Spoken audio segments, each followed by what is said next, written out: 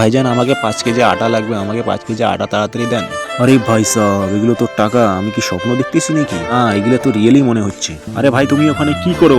আরে কিছু না, গমগুলো মারতে পড়ে গেছে তাই বস্তায় তুলে রাখছি। ভাইজান আমি এই আটার বদলে এই গমগুলো নিয়ে নেই, এই গমগুলো নিলে আমার বাড়িতে অনেক কাজে দিবে আর আমার বাড়ির লোকেরাও খুশি হবে। আরে ভাই তুমি তো এখনই আমার কাছে আটা চাইলে আর এখনই বলছো গম, ভালো করে বলো কোনটা নেবে, আটা না গম? গম দিতে পারি কিন্তু আমাকে এখনই 10,000 টাকা লাগবে। যে করে হোক আমাকে এই গমগুলো নিয়ে যেতেই হবে। গম তো নিয়ে যাবো কিন্তু আমার কাছে তো 1 টাকাও নেই। আমার মাথায় একটা বুদ্ধি আছে, আমি তাড়াতাড়ি সাজিব ভাইকে কল করি আর টাকা নিয়ে আসতে বলি।